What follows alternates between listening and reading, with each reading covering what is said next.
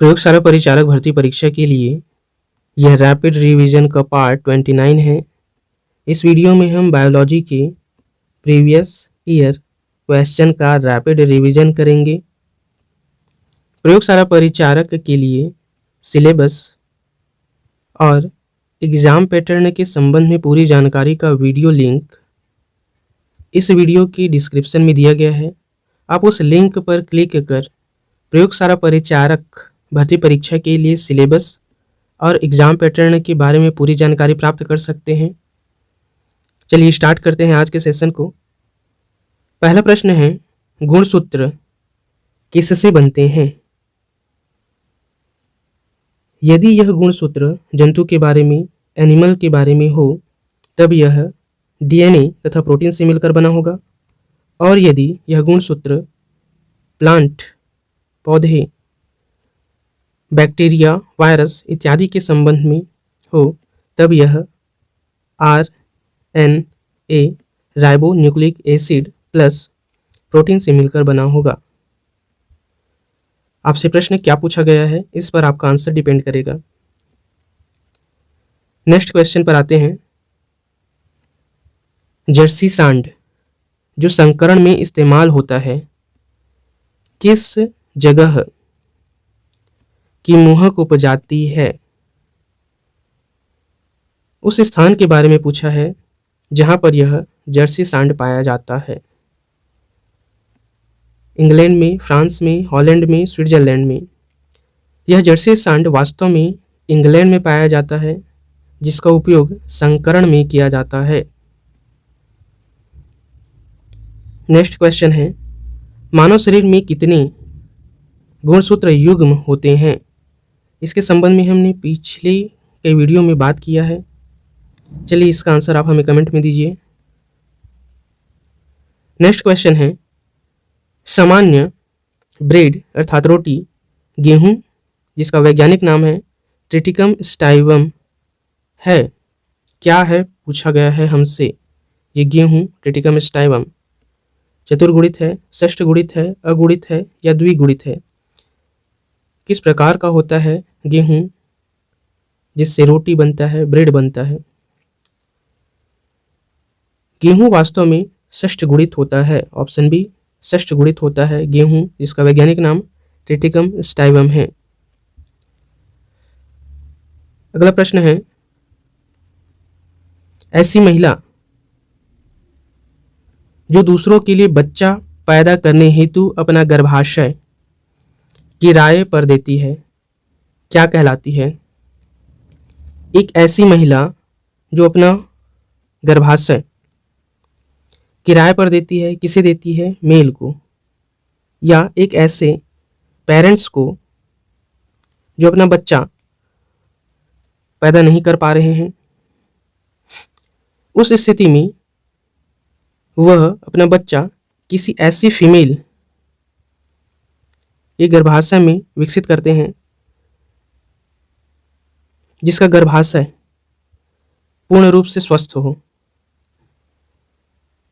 उस महिला को जो अपना गर्भाशय किराए में देती है, उस महिला को क्या कहा जाता है, यह पूछा है हमसे। उस महिला को सरोगेट मदर कहा जाता है, जो अपना गर्भाशय ऐसे पेरेंट्स को किराए पर देती है जो अपना बच्चा पैदा नहीं कर पा रहे हैं। ठीक है, उन्हें क्या कहा जाता है? सरोगेट मदर कहा जाता है उस महिला को। ऑप्शन सी इस प्रश्न का सही आंसर होगा। अगला प्रश्न है, बारपिंड किसमें पाया जाता है? शुक्राणु में, सर्टोली कोशिका में, मादा कायिक कोशिका में या नर कायिक कोशिका में? ये जो बारपिंड होता है वह मादा कायिक कोशिका में पाया जाता है। ऑप्शन सी, मादा कायिक कोशिका में बारपिंड पाया जाता है। नेक्स्ट क्वेश्चन है, मानव शरीर में प्रोस्टेट एक है। ये जो प्रोस्टेट की बात की जा रही है वह क्या है, यह पूछा है। संयोजी ऊतक है, ग्रंथि है, झिल्ली है या मांसपेशी है? क्या है ये प्रोस्टेट? प्रोस्टेट सामान्यतः एक प्रकार की ग्रंथि होती है, ग्लैंड होती है। ऑप्शन बी इस प्रश्न का सही आंसर है। प्रोस्टेट एक ग्लैंड है। नेक्स्ट क्वेश्चन, सबसे पहले डीएनए को अलग किसने किया था? डीएनए को अलग करने वाले पहले उस वैज्ञानिक का नाम पूछा है जिसने डीएनए को अलग किया था, डिफरेंशिएट किया था।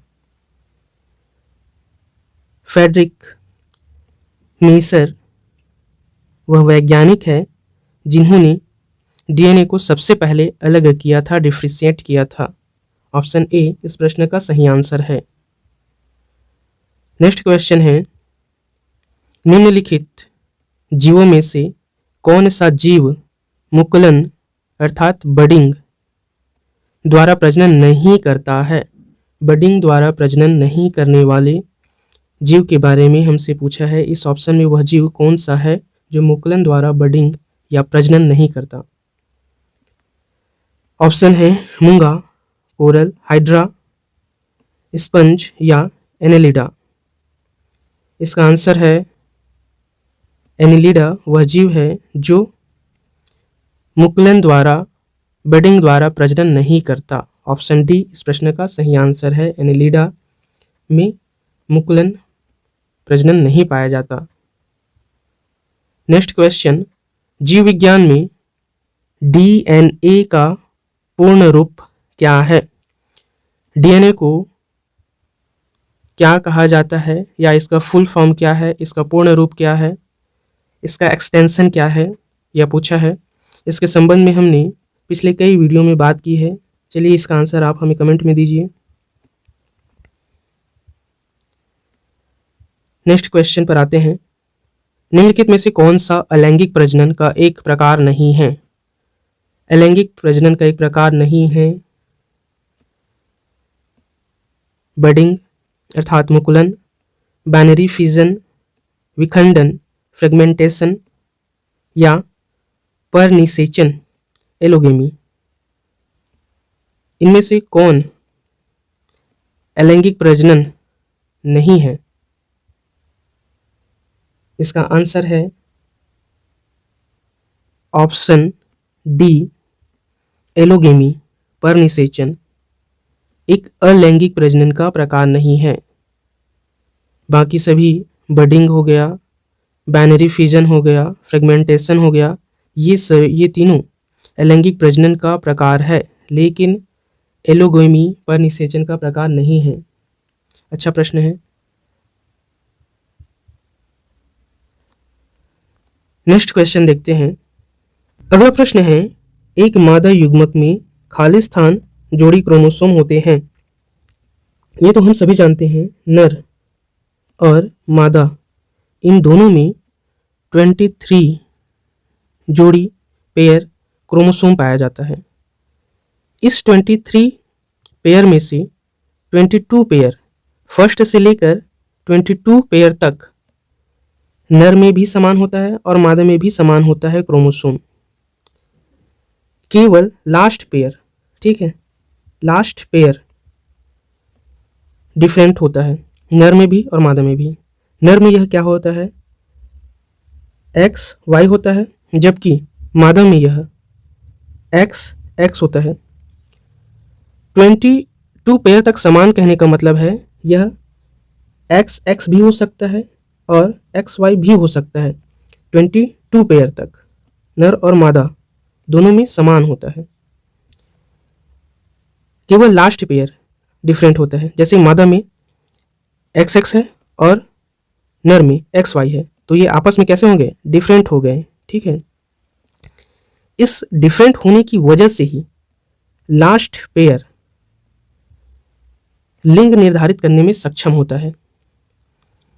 जब लास्ट पेयर के X क्रोमोसोम, नर का जो X क्रोमोसोम है, मादा के X क्रोमोसोम से संयोजित हो जाता है, तब यह एक मादा बच्चे को जन्म देता है, XX बच्चे को जन्म देता है। लेकिन जब यहीं पर Y क्रोमोसोम मादा के X क्रोमोसोम से संयोजित हो जाता है, तब यह एक नर बच्चे को जन्म देता है, XY बच्चे को जन्म देता है। इस तरह मादा का लास्ट पेयर और नर का लास्ट पेयर संयोजित होकर एक नए बच्चे को जन्म देता है, उनका लिंग निर्धारित करता है। ठीक है, इसलिए लास्ट पेयर को लिंग निर्धारित पेयर कहा जाता है। नेक्स्ट क्वेश्चन पर आते हैं। अंडाणु के साथ फर्टिलाइजेशन शुक्राणु का निषेचन में होता है। कहाँ होता है, किस जगह होता है, इसके बारे में पूछा गया है। इसका आंसर है अंडाणु के साथ शुक्राणु का निषेचन जिस जगह होता है उस जगह को हम फैलोपियन ट्यूब के नाम से जानते हैं। ठीक है, किस नाम से जानते हैं? फैलोपियन ट्यूब के नाम से जानते हैं। इस पर हमने पिछले कई वीडियो में बात की है। अगला प्रश्न है, निषेचन, विकास, विभाजन और विभिन्नता के अध्ययन स्टडी को किस नाम से जाना जाता है? एम्ब्रियोलॉजी, फिजियोलॉजी, जेनेटिक्स या एवोल्यूशन, किस नाम से जानते हैं हम? इसका आंसर है निषेचन, विकास, विभाजन और विभिन्नता के अध्ययन को भ्रूण विज्ञान, एम्ब्रियोलॉजी के नाम से जाना जाता है। ऑप्शन ए इस प्रश्न का सही आंसर है। नेक्स्ट क्वेश्चन है, अलैंगिक प्रजनन, एसेक्सुअल रिप्रोडक्शन, लैंगिक प्रजनन, सेक्सुअल रिप्रोडक्शन से भिन्न है। अलैंगिक प्रजनन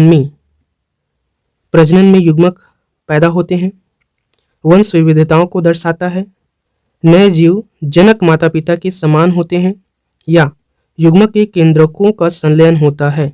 अलैंगिक प्रजनन में क्या होता है, इस संबंध में बात की गई है। अलैंगिक प्रजनन में सामान्यतः नए जीव, ये जो नया जीव है वह जनक माता पिता के समान होता है, अपने माता पिता के समान ही विकसित होता है अलैंगिक प्रजनन में ये जो नया जीव है। इस तरह इस प्रश्न का आंसर हो जाएगा ऑप्शन सी, नए जीव जनक माता पिता के समान होते हैं अलैंगिक प्रजनन में। अगला प्रश्न है, निम्नलिखित में से कौन बढ़ते भ्रूण के लिए पोषक ऊतक का कार्य करता है? पोषक ऊतक के रूप में कार्य करने वाले अंग के बारे में हमें बताना है, वह कौन है? बीजांड है, अंडाशय है, एंडोस्पर्म है या युग्मनज है? कौन बढ़ते भ्रूण के लिए पोषक ऊतक का कार्य करता है? इसका आंसर है वह एंडोस्पर्म है जो बढ़ते भ्रूण के लिए पोषक ऊतक का कार्य करता है। ऑप्शन सी इस प्रश्न का सही आंसर है।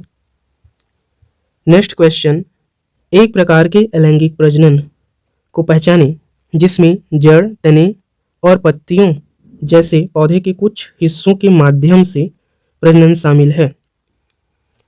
क्या यह मुकुलन द्वारा होता है, वानस्पतिक प्रजनन द्वारा होता है, विखंडन द्वारा होता है या अणुओं का विभाजन द्वारा होता है? इसका आंसर है ऐसा अलैंगिक प्रजनन जो जड़, तने, पत्तियों और पौधों के कुछ हिस्सों के माध्यम से होता है उसे वानस्पतिक प्रजनन कहा जाता है। ऑप्शन बी वानस्पतिक प्रजनन। नेक्स्ट क्वेश्चन है, यौन प्रजनन अर्थात सेक्सुअल रिप्रोडक्शन में माता पिता का योगदान होता है। सेक्सुअल रिप्रोडक्शन में माता पिता का 50% योगदान होता है। जीन के, क्रोमोसोम के स्तर पर 50% कहने का मतलब है अपने जीन का आधा हिस्सा। ऑप्शन बी इस प्रश्न का सही आंसर है। अगला प्रश्न है, निम्न में से कौन सा जीव पुनर्जनन और मुकुलन, रीजनरेशन एंड बडिंग द्वारा प्रजनन कर सकता है? पुनर्जनन और मुकुलन द्वारा प्रजनन करने वाला वह जीव कौन सा है? खमीर है, प्लाज्मोडियम है, प्लेनेरिया है या हाइड्रा है? वह जीव है जो पुनर्जनन और मुकुलन द्वारा प्रजनन कर सकता है, हाइड्रा है। Option D hydra. हाइड्रा में रीजनरेशन और बडिंग द्वारा प्रजनन होता है। अगला प्रश्न है, अमीबा में किस प्रकार का अलैंगिक प्रजनन होता है? बीजाणु स्पोर गठन प्रकार का, बाइनरी विखंडन प्रकार का, वनस्पति वंश वृद्धि प्रकार का या बडिंग प्रकार का? किस प्रकार का लैंगिक प्रजनन पाया जाता है अमीबा में? अमीबा में वास्तव में जो अलैंगिक प्रजनन पाया जाता है वह है बाइनरी विखंडन प्रकार का। ऑप्शन बी बाइनरी विखंडन इसका सही आंसर है। यदि आपका कोई क्वेश्चन है या कोई एडवाइस है तो आप हमें कमेंट में लिख भेजिए। आप हमें सपोर्ट करने के लिए चैनल को सब्सक्राइब कर बेल आइकन को ऑन कर दीजिए ताकि आपको नोटिफिकेशन मिल सके। मिलते हैं अगले वीडियो में। Have a great day.